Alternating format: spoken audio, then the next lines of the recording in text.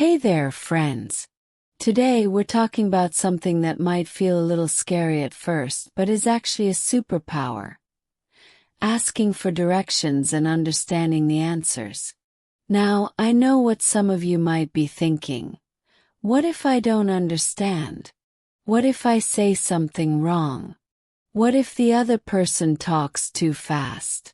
Let me tell you something, we've all been there. But here's the good news. You don't need to be perfect to communicate.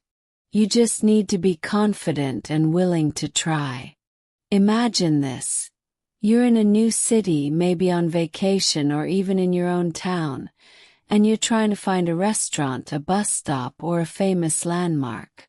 You could waste time walking in circles, or you could take a deep breath, walk up to someone and simply ask, "Excuse me, can you help me?" Sounds simple, right? Because it is. The hardest part is just starting. Once you take that first step, everything gets easier. And let me tell you, people are usually happy to help. So let's break this down. By the end of this, you'll feel more comfortable asking for directions and, even more importantly, understanding the response. Ready? Let's go. First, think about this. What's stopping you? Is it fear of making a mistake? Is it not knowing what words to use? Trust me, we're going to fix that. Because you are capable, and you are ready to learn. Alright, now let's talk about the first big step. Asking for directions with confidence. The key here is to keep it simple. You don't need to use long, complicated sentences. In fact, shorter is better. Here's some super easy ways to ask for directions. Excuse me, where is the train station? Can you tell me how to get to the mall? Is the library near here? Which way is the nearest bus stop? That's it. Easy, right?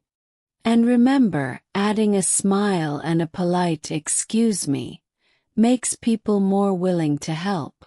But now, here comes the tricky part. Understanding the answer. Sometimes people speak too fast. Sometimes they use words you don't know. And that's totally okay.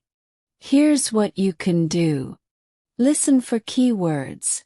Most people will mention landmarks like next to the bank, across from the park, or directions like go straight, turn left. It's on the right. Focus on those important words. Ask for repetition. If you don't understand, don't panic. Just say, "Sorry, can you say that again? Can you speak a little slower? I didn't understand, can you repeat that?" Use body language. Many people will point in the direction you need to go. If they do, follow their gestures. Sometimes actions speak louder than words. The important thing here is not to feel embarrassed. Needing help is normal. Even native speakers ask for directions. The only way to get better is to practice, and every time you do, you'll gain more confidence. Now let me ask you, what's the biggest challenge for you?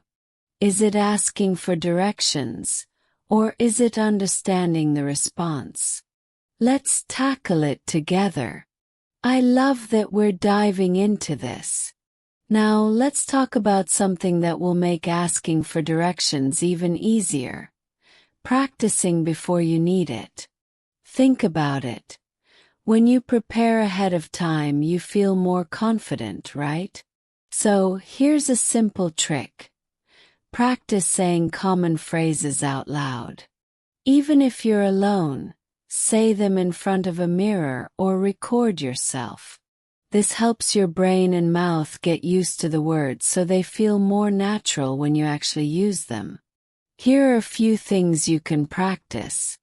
Excuse me, how do I get to the nearest supermarket? Which way is the train station? Is the museum far from here? And when you practice, imagine the possible answers. What if someone says, "Go straight for 2 blocks, then turn left. It's across from the bank. Walk past the park and you'll see it on your right." The more familiar these phrases become, the less nervous you'll feel when you hear them in real life. Now let's talk about confidence. The truth is, confidence isn't about knowing everything. It's about trusting yourself even when you don't. If you ask for directions and don't understand, it's not a failure. It's an opportunity to ask again, to learn, and to grow. So, here's my challenge for you. The next time you go out, try asking someone for directions, even if you don't really need them. It could be as simple as asking where the nearest coffee shop is. The more you practice, the easier it gets. And remember, every conversation is a success because you're trying, learning, and improving. You've got this. Now tell me, what's one phrase you're going to practice today? Let's say it together. You're doing amazing. Now let's take this one step further. Handling unexpected situations when asking for directions. Imagine this. You ask someone for directions, and they give you a long, fast answer that you don't understand. What do? Do you freeze? Do you panic? No way. You stay calm and take control of the conversation. Here's what you can do. Ask for clarification. If the person speaks too fast, try saying, "Sorry, I didn't catch that. Can you say it again? Could you repeat that more slowly, please?" Most people will be happy to help and slow down for you. Confirm what you understood. To make sure you got it right, repeat the information back. "So, I go straight and turn left at the bank. It's next to the post office, right?" This way, if you misunderstood, they can correct you before you go the wrong way. Use simple follow-up questions. If you're still confused, ask something like, "Is it far from here? Can I walk there? Is there a bus or train that goes there?" Short and simple. Now, I know that asking for help can feel a little scary at first, but every time you do it, you become stronger. The first time might be a challenge, but the second time, easier. The third time, even better. The key is to keep practicing. Next time you're out, don't be afraid to ask a stranger for directions, even if you already know the way. It's not just about finding a place. It's about building your confidence and communication skills. So tell me, when will you practice this?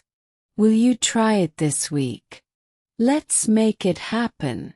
You're doing great. Now let's talk about a mindset shift that will help you not only ask for directions but also feel comfortable in any English conversation. Many people are afraid of making mistakes when speaking. But here's the truth. Mistakes are proof that you're learning. Think about it. When a child learns to walk, do they get it right the first time? No. They fall, they get up, and they try again. And no one laughs at them or tells them to stop. Instead, people cheer them on. That's exactly how you should see yourself in this journey. Every time you ask for directions, every time you speak, you are moving forward. Now, here's an exercise to boost your confidence. The Asking for Directions Challenge. Next time you go outside, pick a random place and ask someone how to get there, even if you already know the way. The goal is not to find the location, but to practice. Starting the conversation with confidence. Understanding the response. Asking follow-up questions. When you do it, recognize your progress. It doesn't matter if the conversation was smooth or a little difficult. What matters is that you tried. Remember, speaking English is not about being perfect. It's about communicating. And communication happens when you are willing to try. So, when will you take this challenge? Now that you're ready to take on the challenge, let's talk about something equally important. Staying calm under pressure.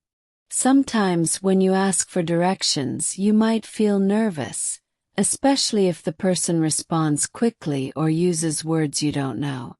This is completely normal. The key is to stay calm and focus on what you do understand instead of panicking about what you don't. Here are some simple strategies to help you stay in control. 1. Listen for key words. You don't need to understand every single word. Just focus on the important ones. If someone says, "Walk 2 blocks, then turn right at the pharmacy," the words walk, 2 blocks, turn right, and pharmacy give you all the information you need. 2. Use body language. People often point in the direction they're talking about. Pay attention to their gestures. They can help you understand even if you miss some words. 3. Ask for help again if needed. If you're unsure, it's completely fine to ask the person to repeat or clarify. Try saying, "I'm sorry, could you say that again? Can you speak a little slower? So I go straight, then turn left, right?" Most people will be happy to repeat or explain in a different way.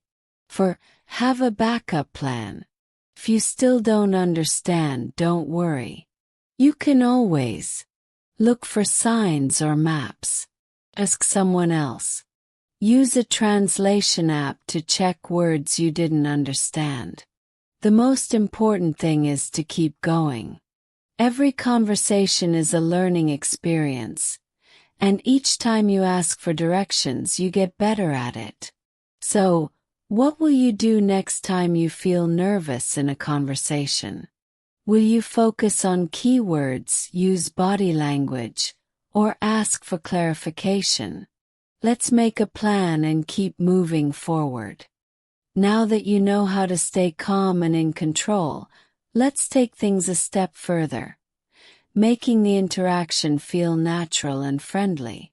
When you ask for directions, it's not just about getting information. It's also a chance to practice real conversations, build confidence, and connect with people. Instead of just asking and leaving, try adding a friendly touch to the interaction. Here's how. 1. Start with a polite greeting. A simple "hi" or "excuse me" with a smile can make a big difference. People are more willing to help when you approach them in a warm and respectful way. For example, "Excuse me, hi. Could you help me with something? Good morning. I need some directions if you don't mind."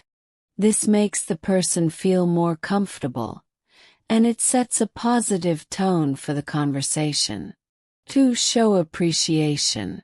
After someone helps you, don't just walk away. Acknowledge their kindness.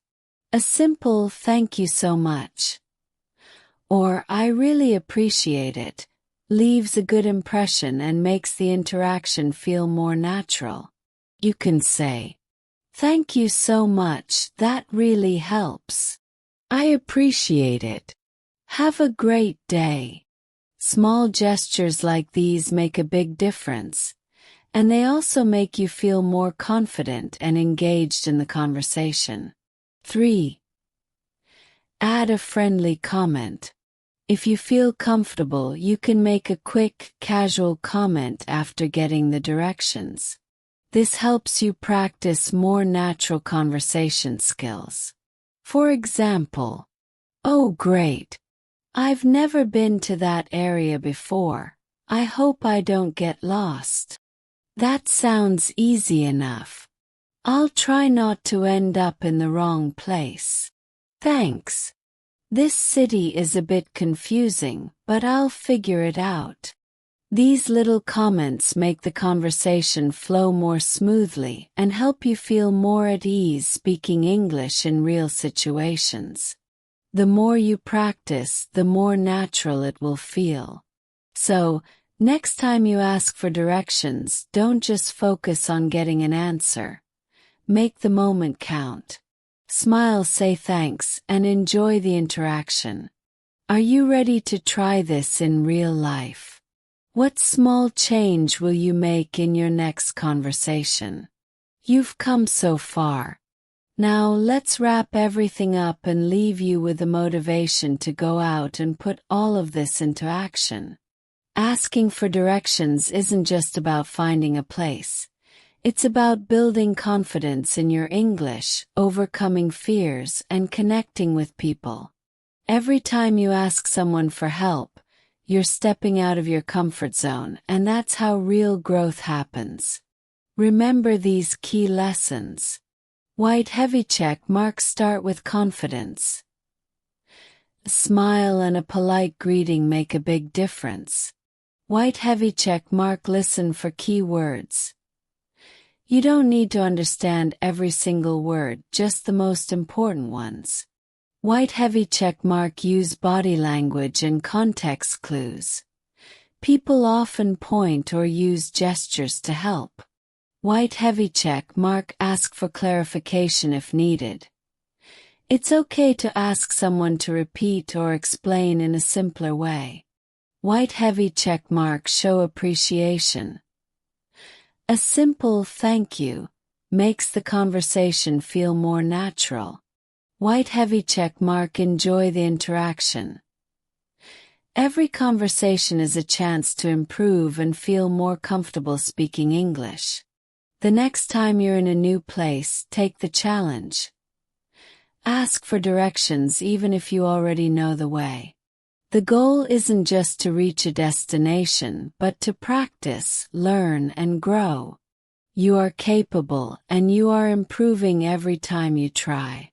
So go out there, speak with confidence, and remember, every conversation is a step closer to fluency. Now here's the big question: when will you start?